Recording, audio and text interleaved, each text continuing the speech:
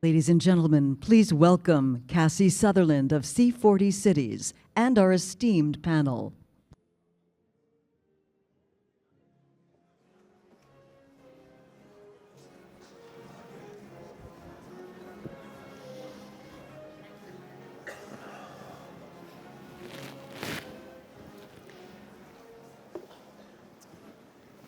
Well, hello and welcome everyone to this next panel session on livable cities.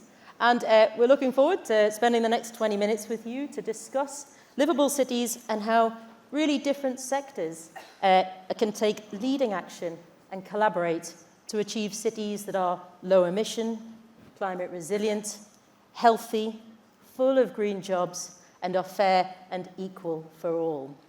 And wow, have we got a special panel for you ahead for the next 20 minutes. You're going to hear from real leaders and experts across different sectors on their roles and how they are really contributing to delivering livable cities, what more can be done, and also how they can continue to work together.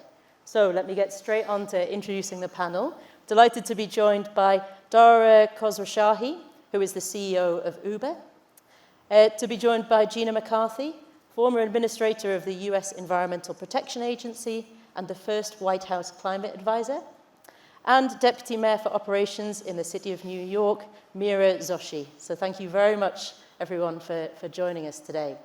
So let's get straight into some questions, some conversation, and we can try and work out how we're going to be delivering and achieving livable cities in these next 20 minutes. Dara, maybe I can come to you first and say, from the Uber perspective, how are you really innovating and making progress towards electrification and decarbonization goals? Well, for us, what we want to do is move as much of our fleet over to EVs as quickly as possible. We run the largest fleet of on-demand EV cars, over 140,000 of our vehicles are now EVs. We're running about 500 EV trips per minute now. But frankly, we need that to increase. And while innovation is important, it's got to start with investment. EVs are still not as affordable as they need to be for our driver base. The charging infrastructure isn't there. So we have committed to an investment of $800 million over the next few years. And it starts with just EV drivers making more per trip. We lower take rate per trip. So an EV driver is making more on every single trip, and it's coming from our pockets because without investment, the innovation is impossible. Uber drivers can get $1,000 off EVs if they buy it at AutoNation or Tesla, or we've got a bunch of other partnerships there to get discounts on buying EVs and then discounts on charging as well, because again, the affordability is not quite where it needs to be. Once we get that population of EV vehicles and the average Uber driver is moving to EVs about 5 times faster than the general population, then we can innovate on top of that. So for example, our drivers are nervous about charging. So we have a smart charging feature that gives information to drivers as to where they should charge and when they should charge. The when is when charging rates are low, but it's also when it's less busy. So the opportunity cost is lower as well. We've got battery-aware matching, so if you have 20% charge left, we're not going to send you on a trip to JFK, for example, so that you can rest assured.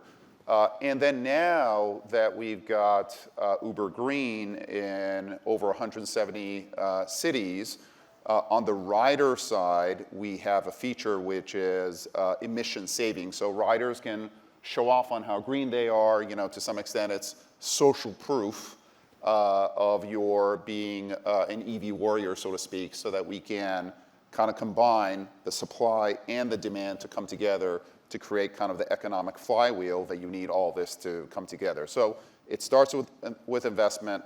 We build innovation on top of that. And then the last thing I would end with is that no single company, no single country can achieve this, which is you really need partnerships.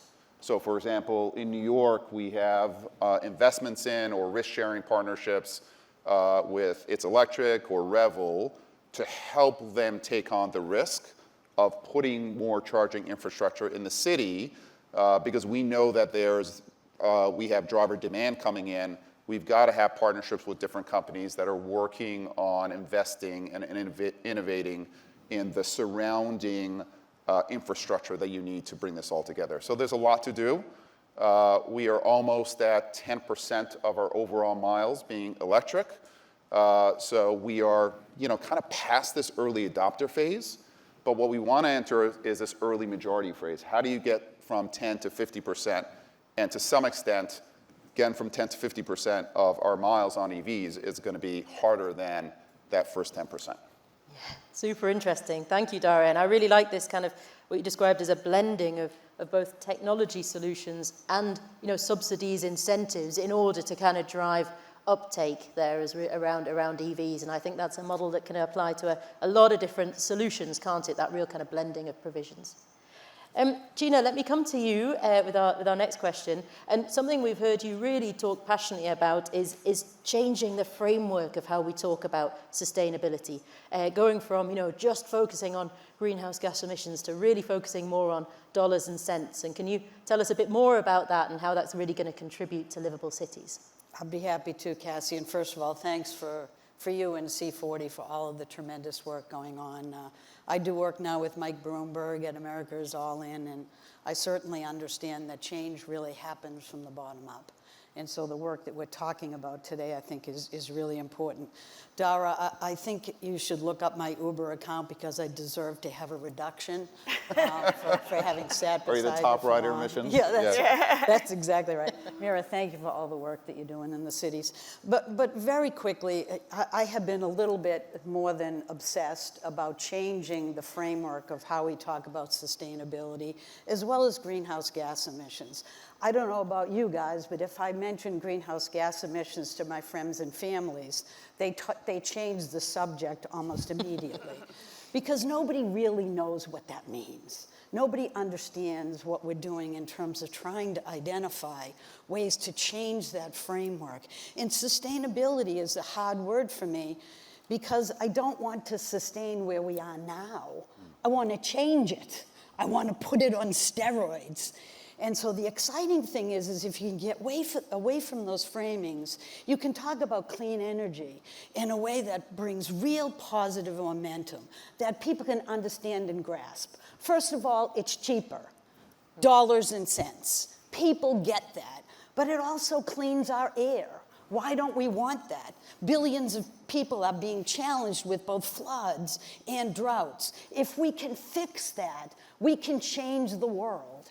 And so to me, if you get away from looking at this like it's a planetary problem, when climate change isn't a planetary problem, the planet doesn't give a damn if people exist on it.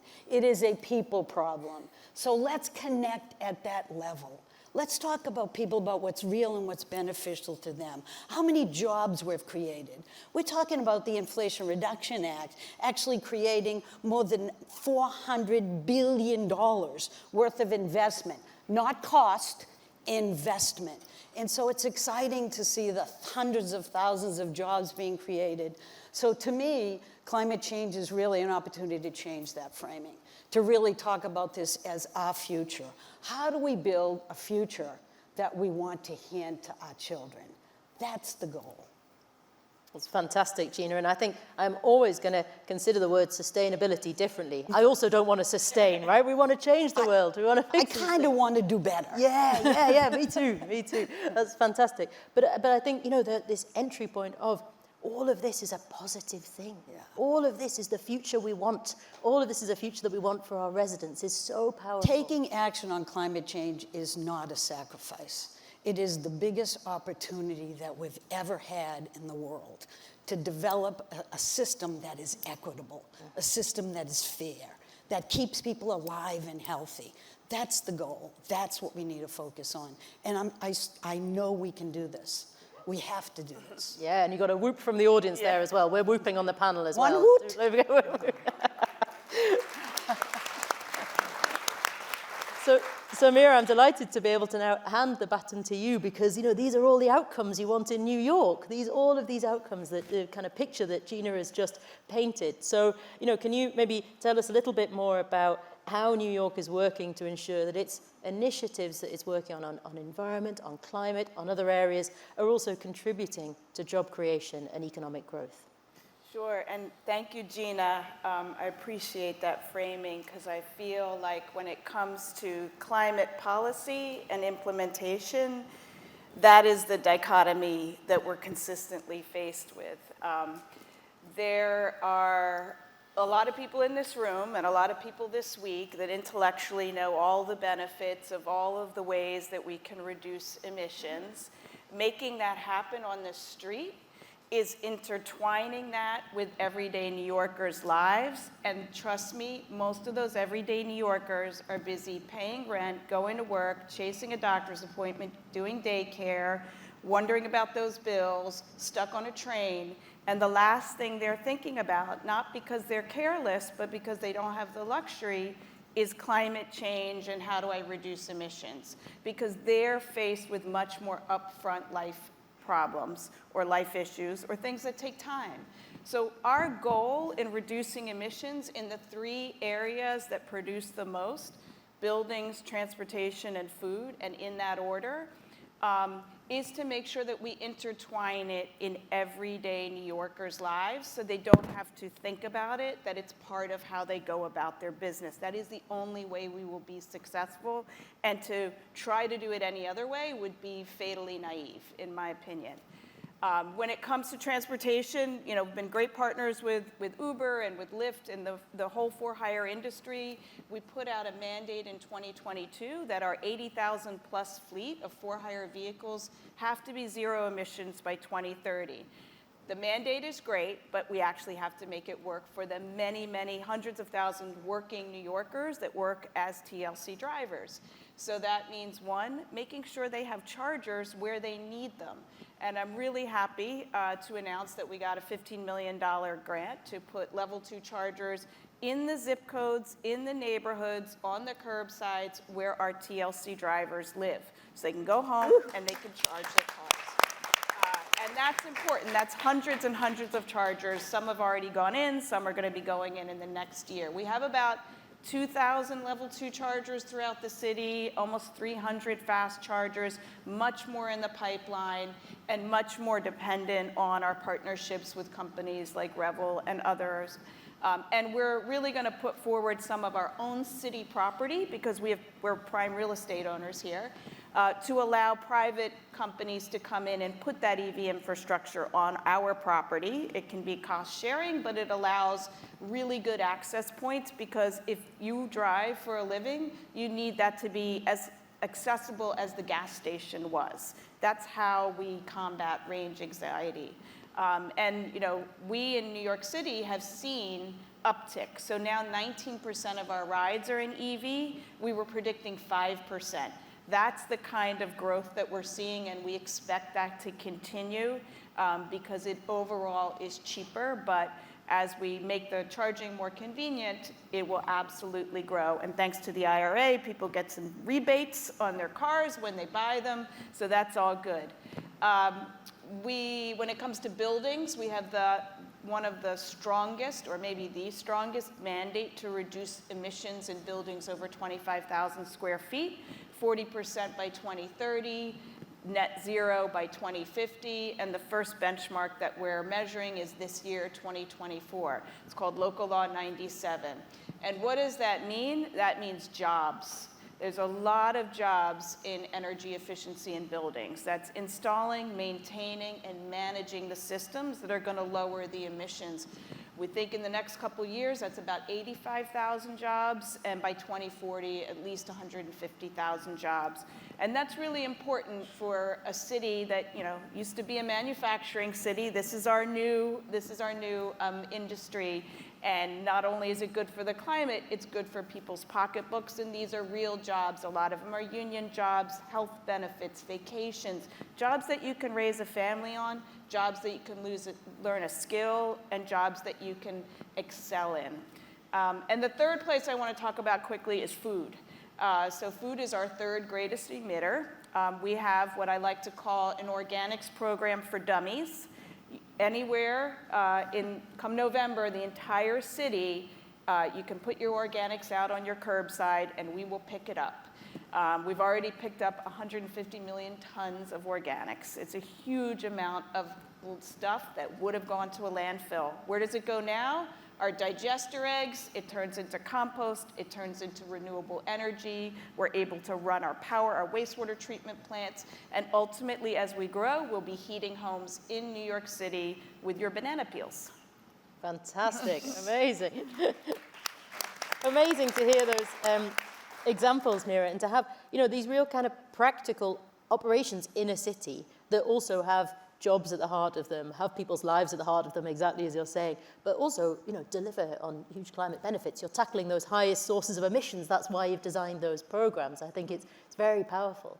And Cassie, if I can give a quick shout out, for example, of just practical policy, the number of licenses for rideshare has historically been limited in New York, and a lot of our drivers were renting from owners of ICE vehicles.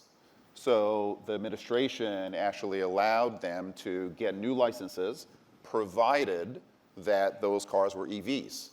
And the growth that we saw in New York as a result of that rule, pretty simple rule change in New York, was the fastest growth that we saw in EVs around the world over the past year, just because of that one rule change. So the impact is huge. That's a massive impact. Yeah, it's really impressive. And Gina, maybe I can come to you with a follow-up questions from the picture you painted earlier. What do you think are some of the key barriers that cities but other areas of administration are really facing to be able to make that leap? Well, the one thing that I do know is there's a significant amount of money out there to be grabbed because between the Inflation Reduction Act and the Bipartisan Infrastructure Law, and then you add the CHIPS and Science Act, it's like $900 billion already being committed by private sector. And that's because there's enticements here for this to be done. So that's the good news. The challenge is we've got to have a grid that works. And it has to work everywhere. And I still think that there's significant challenges with water management. But in terms of resilience, I mean, if you can dump in the course of 1 hour a foot of rain on a city, you have a problem. And we're not facing that problem with the extent that we really need to. It's changed considerably. And we already see that we have so many areas in the US where drought conditions have hit and where aquifers are literally running dry. And this is in areas where we rely on agriculture to actually support us. So these are those larger issues that can't be fixed with a little tweak, that can't be incented small. And we really have to be very real about how we start protecting people from the tremendous heat burden that we're facing, as well as the floods and the droughts, and be realistic about what it's going to take to manage that in a way that's going to be equitable. The thing that I liked the best, which is I worked on the Inflation Reduction Act, we got it over the finish line. The most important thing to me on that finish line was that it required 40% of the benefits to go to communities left behind. Because they're the very communities that will not have the resilience it needs for their people to survive. And so that's, I think, a major force, is to understand that it's great that everybody gets a piece of the action, but we need to make sure that the communities left behind get a fair shot at getting to the middle class, because that's the only way we're going to generate the political will that we need for the leadership we have to have now. Yeah, I fully agree. And climate impacts are unfair, aren't they? Hitting the most vulnerable the hardest. That's right. So we've come almost to the end of our time. So that means I now set you all a challenge to give me a very quick response to my final closing question, which is a big question. But I think, and I said to you backstage, you can either approach this question in an optimistic or a pessimistic way. So we'll see how our panelists have responded to it. But can you maybe just in 20, 30 seconds each, give me your reflections on what will the future of global living look like? So Dara, let me come to you first. Well, we approach it from a transportation angle, and we are working to make transportation affordable for everybody, obviously electric sustainable, And then more and more for us, it's about being shared. A lot of these assets have very low utilization, and we're trying now to get riders in the same car to share the same car. So you drive down congestion, you drive down your emissions as well, and you come back to affordability. So affordable, sustainable, shared is what we're trying to achieve. Super clear and super practical. Thank you. Meera, maybe I can come to you on Sure. your future of global living. I'll be quick. I think there's two things we learned from COVID and we see with climate is that we're all stuck with each other, right? So it's not just your problem, it's our problem. And for better or for worse, that helps us with the climate. When we have issues of resiliency, they don't hurt just one neighborhood, they hurt the region. And so you're gonna have a forced interest from, I think, both private sector and more equitably from government in doing the protection measures that need to happen, whether it is our tree canopy, our resiliency walls, our inland flooding, lowering emissions, because there's a global awareness that we either rise together or we sink together. And so investing in one group is not necessarily gonna help just that group if the other side of the equation isn't also taken care of. All right, rise together or sink together. I like that very much. Gina, close us out with your future. It needs to be a global solution. And it needs to be good enough that I can come home at night knowing that my 5 grandchildren will have a future that was as good as the one that I was promised. That's the most important thing for me. Thank you very much. Well, I said this would be a special panel, and it has been. So thank you very much, Dara, Gina, and Meera. That was great fun. Thanks. Thanks.